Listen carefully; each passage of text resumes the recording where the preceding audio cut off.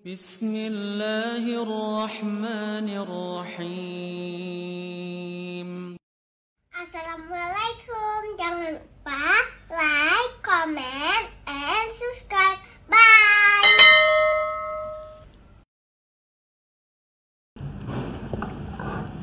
Bismillahirrahmanirrahim. Assalamualaikum warahmatullahi wabarakatuh. Alhamdulillahi rabbil alamin. Wassalatu wassalamu ala ashrafil anbiya'i wal mursalin wa ala alihi wa ashabihi ajma'in. Raditu billahi rabba wa bil islami dina wa bi Muhammadin nabiyya wa rasulah. Rabbi shrah li sadri wa yassir li amri wahlul 'uqdatam min lisani yafqahu qawli. Allahumma ja'al jam'ana hadha jam'an marhuma wa tafarruqana min ba'dihi tafarruqan ma'suma. Kaum muslimin dan muslimat sidang jamaah subuh yang dirahmati Allah, kita lanjutkan kajian tafsir surah Al-Haqqah. Jadi sudah sampai ayat ke-30. Jadi kita ulang sedikit yang pertemuan yang lalu supaya ada kolerasi, ya, ada hubungan ayat yang lalu dengan ayat 30. Jadi ini cerita tentang kelompok yang kedua yang diberikan catatan dari tangan kiri.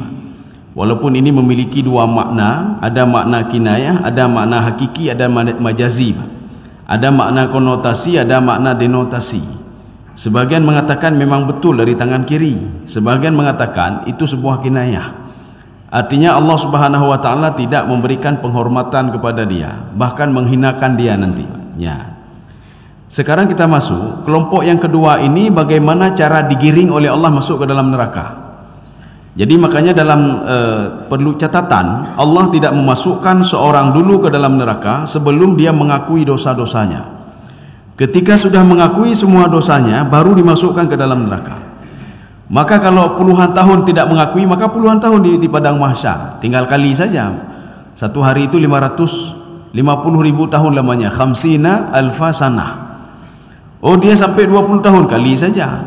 20 tahun tidak mengakui dosanya, berarti kali saja. Kali dengan 50.000 tahun. Begitu lamanya dia di padang mahsyar nanti. Ya, sekarang kita masuk ayat ke-30. Bagaimana seseorang itu tatkala sudah mengakui dosanya, apa yang akan dia lakukan? Ya.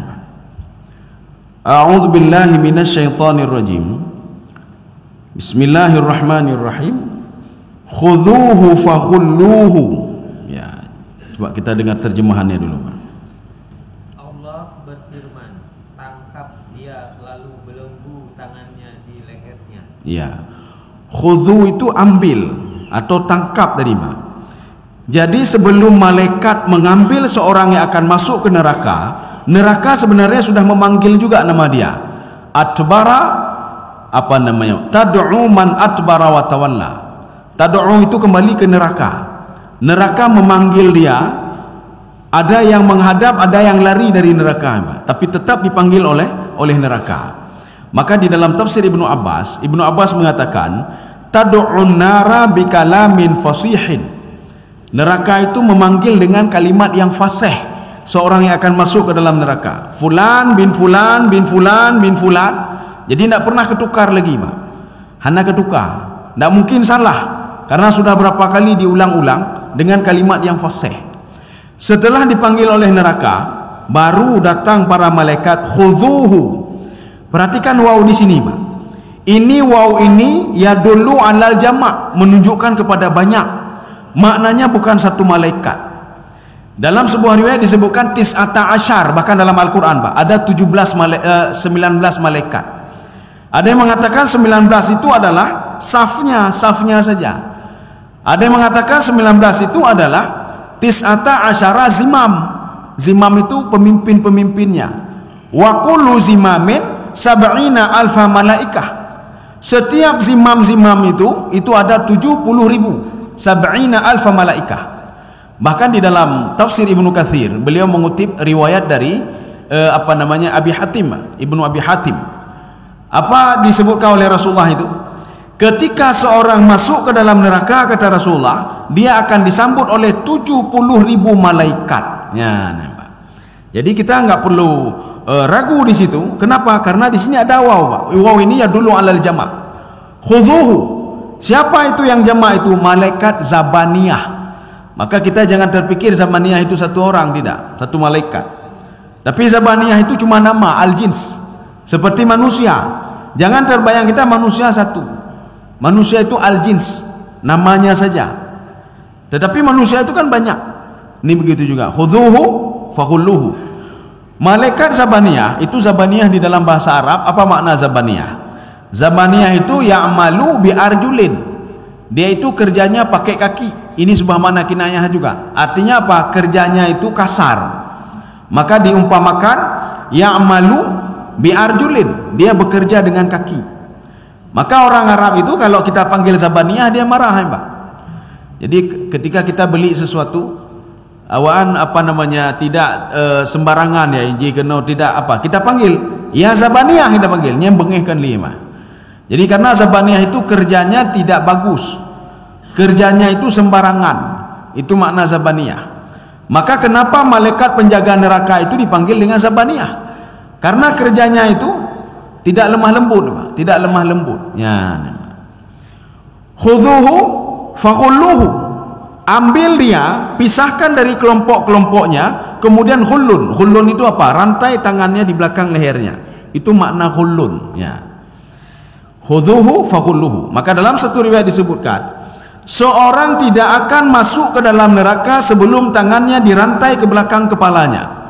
Maka kalau ada orang yang dirantai tangannya di belakang kepalanya, sudah jelas dia penghuni neraka. Ya. Kaum muslimin sedang jemaah yang dirahmati Allah. Sekarang kita bertanya, ini siapa ini sebenarnya ini? Ini siapa ini? Orang-orang siapa ini? Kalau kita lihat di dalam tafsir Sawi, ini adalah orang beriman yang punya dosa, Pak. Dia berbuat dosa. Kalau orang lain tak perlu lagi, tak perlu ditanya lagi, tak perlu dihisap lagi, tak perlu apa-apa lagi, Pak. Langsung digiring kelompok ini masuk ke dalam neraka, Pak. Tetapi orang yang salat, orang yang beribadah itu ditanya dulu. Ditanya dulu dan dikoreksi dulu amal perbuatan yang sudah dilakukan di dunia. Makanya perlu hisab. Maka hisab itu untuk orang beriman, bukan untuk orang kafir. Orang kafir mau dihisab apanya? Orang musyrik mau dihisab apa? Mau dikira apa? Mereka ibadah tidak ada, apa-apa tidak ada. Maka mereka masuk ke dalam neraka non kloter, hanya kloter, Pak. Masuk terus. Tidak ada perlu daftar tunggu, ya, Pak. Tetapi orang beriman yang berbuat maksiat, al-mu'min asil, dia salat tetapi buat maksiat juga. Dia salat tapi korupsi, Pak. Dia salat tetapi menzalimi orang lain. Maka orang seperti ini akan dihisab oleh Allah Subhanahu wa taala. Artinya Allah akan menampakkan kepada dia, salatmu tidak ada manfaat. Kamu tidak ada apa-apanya, ibadahmu nol, Pak. Buktinya apa? Kamu masih berbuat maksiat. Ini maknanya apa? Salat kamu tidak sanggup memberikan pencerahan kepada dirimu. Salatmu itu tidak bisa memberikan pendidikan karakter pada hatimu. Karena tidak bisa, maka hatimu menyuruh kepada anggota tubuhmu untuk berbuat maksiat. Maka salatnya sia-sia saja. Hajimu tidak bisa membentuk karaktermu. Padahal sudah berapa kali kamu naik haji, tapi tidak bisa membentuk karaktermu. Karena karakter kamu tidak bisa dibentuk, maka tangan kamu juga berbuat maksiat. Kenapa? Karena hati ini menyuruh tangan untuk berbuat maksiat, menyuruh mulut buat maksiat, menyuruh perut buat maksiat, menyuruh anggota tubuh untuk berbuat maksiat. Jadi makanya salatnya sia-sia saja, ibadahnya sia-sia. Maka supaya manusia itu tahu, maka akan dinampakkan semua oleh Allah. Kamu salat bukan gara-gara saya, kamu baca Quran bukan gara-gara saya, kamu beribadah bukan gara-gara saya. Ini seperti orang baca Quran. Rasulullah mengatakan orang baca Quran itu ada tiga, Pak. Yang pertama, man qara al-Quran wa ankara bihi. Dia baca Quran, apapun yang dia baca tidak diyakini, Pak. Yang penting dia baca mentong, ya, Pak. Menyutar renungi, ya cik dah menyutar renungi, Pak. Itu dalam neraka, pegatnya, kakaklah dah baca mentong. Dia cuma baca saja tapi dia pungkiri isinya, Pak. Al-haid hak dapat tih, Pak. Ya, satu. Yang kedua, man qara al-Quran wa saddaqa bihi. Ada seorang baca Quran dan dia yakin apapun yang ada dalam Al-Quran, walaupun tidak bisa dicerna dengan otaknya, Pak. Tidak bisa dicerna dengan otaknya. Al-Quran menceritakan tentang surga, dia percaya apapun firman Allah dalam Al-Quran. Itu kelompok kedua. Kelompok yang ketiga, man qara al-Quran wa ya'kulu bihi. Dia baca Quran mencari makan dengan Al-Quran, Pak. Ya, minta makanan, Pak. Cari rezeki dengan Al-Quran itu, Pak. Ini kelompok satu dan kelompok ketiga. Ini dua kelompok ini akan dimasukkan oleh Allah ke dalam neraka nanti, Pak. Sedangkan kelompok yang kedua, ya, ini kelompok yang mengambil manfaat dan iktibar. Jadi 1 dan 3 kan sama saja, Pak. Dia bukan mengambil manfaat, bukan mengambil iktibar, tapi cari dunia melalui Al-Quran. Kaum muslimin sedang jemaah yang dirahmati Allah. Ini makna khudhuhu fakhulluhu. Dan khullun itu adalah rantai di belakang leher, Pak. Itu khullun namanya. Kalau kita sekarang kalau ingin masuk penjara, diborgolnya di depan dengan, Pak. Tapi kalau nanti di neraka, diborgolnya ke belakang, Pak. Belakang leher diborgol. Ya. Kita lanjut. Tsummal jahima salluh. Coba dibaca lagi, Pak. Kemudian masukkan dia ke dalam neraka jahim. Sudah. Ini summa apa? Karena nanti banyak summa, Pak. Ada summa, ada thamma. Kalau summa, ada summa apa? Kalla sawfa ta'lamun, summa kalla sawfa ta'lamun. Itu kata Ibnu Abbas, ya dulu ala taba'udil ahwal wa zaman. Ini begitu juga. Ini summa ini ya dulu ala tartib fi zaman. Tartib itu apa? Seorang itu tidak akan dimasukkan ke dalam neraka sebelum ditanya dulu, dia akui dosanya, dibelenggu dulu, baru dimasukkan ke neraka. Ini namanya summa tartibi namanya. Tartibi apanya? At-tartibu fi zaman. Ada waktunya ditanya, ada waktunya diborgol, ada waktunya digiring untuk masuk ke neraka. Makanya tidak langsung masuk ke dalam neraka sebelum ditanya, sebelum dia mempertanggungjawabkan apa yang sudah dia lakukan. Ya. Tapi kalau kita di dunia kan tidak. Masuk penjara dulu, walaupun salah atau benar, yang paling penting tak mau penjara, Pak. Setelah 1 tahun di sidang, rupanya tidak bersalah, ya, Pak. Oh, tebit, hana bersalah, potong masa tahanan, ya, Pak. Kemudian apa? Selama sebulan ini minta maaf, oh kamu tidak bersalah. Tapi kalau Allah tidak, Pak. Sampai dia mengakui dosanya dulu, inilah namanya tartibi, Pak. Secara tertib. Tidak mungkin si fulan berdosa masukkan ke neraka. Kenapa? Karena sudah jelas. Catatannya sudah jelas, malaikat sudah mengakui, semua anggota tubuh mengakui, masukkan ke dalam neraka. Tidak. Sebelum orang itu mengakui, maka Allah tidak akan memasukkan orang itu ke dalam neraka. Maka ini namanya summa tartibu fi zaman. Summa tartib namanya, Pak. Ditanya satu-satu. Memang betul di dalam catatan dia itu penghuni neraka. Memang betul ada kejahatan yang dilakukan. Tetapi Allah tidak mau dengan catatan itu saja. Allah mau dia mengakui kalau dia sudah berbuat dosa. Makanya ayat sebelumnya apa di situ disebutkan? Ma aghna anni maliyah. Hartaku tak bisa menolongku. Ya, dia mengakui, Pak. Kalau harta selama ini tak bisa menolong dia. Makanya Rasulullah mengatakan kepada sahabatnya, kamu senang kepada harta atau senang kepada warisan? Kamu senang kepada hartamu atau senang kepada warisanmu? Sahabat mengatakan, ya harta ya Rasulullah. Tapi sahabat masih pening juga, apa maksud warisan yang diungkapkan oleh Rasulullah? Apa kata Rasulullah?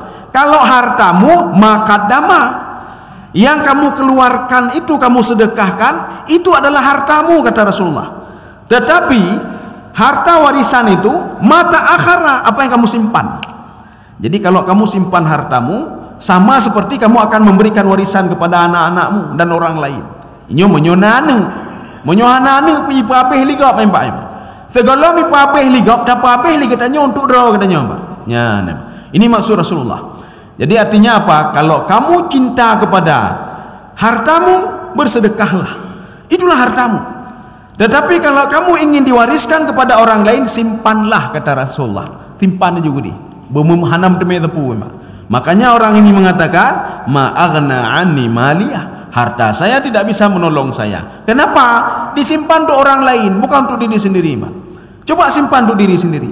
Coba kita bersedekah, coba bantu anak yatim, coba kita bayar zakat, coba kita melakukan kebaikan. Itu semua itu fawaqahumullahu syarra dzalikal yaum. Itu harta itu akan menolong kita nanti, Pak. Fawaqahumullahu syarra dzalikal yaum. Makna waqa itu adalah wiqayah. Wiqayah ini apa? Inilah yang Rasulullah katakan, ittaqin nara walau bisyikit tamrah. Jagalah dirimu dari api neraka walaupun dengan secuil kurma. Kamu bersedekah dengan secuil kurma. Secuil kurma itu akan menjagamu. Kamu bangun tahajud, kamu salat witir, kamu keluar air matamu. Air mata itu akan menjadi wakayah bagimu. Jadi makanya tidak akan pernah dibakar oleh neraka mata yang mengeluarkan air mata karena takut kepada Allah Subhanahu wa taala. Yang hantan Pak, hantan ditek diapui neraka. Ya. Makanya Ibnu Abbas mengatakan di dalam tafsir beliau ketika menyikapi asa ayyab'atsaka rabbuka maqaman mahmuda, orang yang sering bangun tahajud maka diberikan penghormatan oleh Allah Subhanahu wa taala. Termasuk dia bisa memberikan syafaat kepada orang lain, kata Ibnu Abbas. Ya. Kalau bisa memberikan syafaat kepada orang lain, berarti draw kaglah kan Pak? Draw kaglah. Ya, Pak. Ini makna thummal jahima salluh. Sallu itu apa? Kalau dalam tafsir Sawi, beliau mengatakan begini, ya. Kasyatin allati tasla, seperti kambing ketika sudah dikuliti dimasukkan ke dalam api untuk dibakar. Ya, Mbak. Ibam tok suwe, Mbak. Ya, ini namanya salluhu. Jadi salluhu itu apa? Masukkan ke dalam itu. Setelah dikuliti, maksudnya apa? Setelah manusia itu dikuliti dosa-dosanya. Kamu sudah berbuat ini, kamu ya Allah, long kalung peganya, kalum jino kajut meju gede. Nyan batut. Yang dibakar itu apa? Karena dia dulu minta untuk dibakar, Mbak. Itulah dosa-dosanya, keras hatinya, itulah yang dibakar oleh Allah Subhanahu wa taala. Karena ketika di dunia dia tidak patuh, dia tidak taat kepada Allah, dia melakukan kejahatan, dia tidak patuh kepada perintah Allah Subhanahu wa taala. Makanya sifat dan watak ini yang dibakar oleh Allah nanti, Pak. Ya. Ini makna sallu. Pertanyaan yang kedua, kenapa didahului dengan jahim? Kalau tadi kenapa dengan summa? Kenapa dengan jahim? Kenapa tidak? Ya, ini sebenarnya ada 3 pertanyaan, tapi kita jawab terus 2 dan 3 ini, Pak. Kenapa duluan jahim? Kenapa jahim tidak summa salluhu fil jahim? Kenapa tidak summa salluhu fil jahim? Kenapa summal jahima salluhu? Ini namanya di dalam kajian ilmu balaghah, di dalam kajian tafsir Ibnu Ashur, namanya taqdimu ma haqqahu ta'khir. Mendahulukan sebenarnya dia terakhir. Sebenarnya summa salluhu fil jahim, masukkan dia ke dalam neraka jahim. Tetapi Allah mendahulukan jahim, Pak. Kemudian jahimlah yang kau masukkan dia. Jangan masukkan ke yang lain, masukkan ke jahim. Pertanyaan selanjutnya, kenapa jahim? Neraka kan banyak. Neraka kan ada 7. Jahannam, lava, sa'ir, sakar, jahim, hutama, hawiyah. Jahim itu adalah neraka kelima. Kalau di dalam tafsir Al-Baydawi, beliau mengatakan al-jahimu lil kufari wal musyrikin. Itu neraka jahim itu untuk orang kafir dan orang musyrik. Mithlu Abu Lahab, Abu Jahal. Nya abu-abu ini Abu Lahab, Abu Jahal, Abu Talib, Hedro Abu kajelah alamnya namanya. Jadi 3 Abu sudah jelas di situ. Jadi kenapa ini jahim? Kenapa tidak disebutkan saja masuk an-nar? Ini namanya majaz mursal alaqah juz'iyah. Menyebutkan salah satu dari 7 neraka sudah mewakili, tidak usah disebutkan satu-satu. Tidak perlu disebutkan thumma jahannam ladza sa'ir sakar jahim hutama hawiyah salluhu, tidak perlu disebutkan. Jadi sebutkan satu saja, itu sudah mencakup yang lain. Seperti kita mengatakan hari ini saya tidak melihat batang hidungmu, menyebutkan batang hidung saja, padahal kita ingin menyebutkan semuanya. Mana batang hidung apa? Kamu kok tidak hadir hari ini? Ya. Hana perlu kita sebutkan mandung. Saya tidak lihat batang hidungmu, matamu, mulutmu, rambutmu, kepalamu, tanganmu. Hana perlu, Pak. Sebutkan satu saja. Saya tidak melihat batang hidungmu hari ini. Ya, jadi kan hidung dakwah kemudian dapat hadirlah rapat. Kau ni, Pak. Ini maknanya apa? Majaz mursal alaqah juz'iyah. Jadi menyebutkan sebahagian tapi maunya banyak. Ya, ini lagi katanya tamelake ai boleh meng wabah apa? Boleh meng. Ilikir mau tanya nak bak limeng, lebah nak. Ai boleh meng 2 buah apa? Paji 2 buah kuni puah mah. Jadi makanya orang Aceh sudah tahu juga sebenarnya majaz mursal alaqah juz'iyah. Menyebutkan 2 itu mewakili apa? 2 goni yang kita bawa pulang. Waktu dia tanya, apa kan 2 buah guni? Bunuh lelaki 2 buah. Hai 2 buah mewakili, wakil. Yang lelaki yang ke 2 buah guni ya. Makanya ketika orang nanti nanya ke rumah kita, hai boleh main 2 buah? Yang 2 buah apa kan? Dia tanya ngilai, Pak. Hai buang pelang dua boh hai bang. Buang pelang dua boh apa? Oh tidak kalian kabeh boh memplam dia apa? Kenapa kata dia? Ini majas mursal bang lagi bang. Alakah juz'iyah lagi dalam Al-Quran. Menyo lagi yang kabeh buang pelang dia apa? Maka tatanya ngelai. Hai dua boh apa? Pu dua boh guni, pu dua boh plastik, pu dua bohnya. Ya ni banyak. Ini begitu juga. Maka tidak perlu diungkapkan semua neraka. Terima kasih.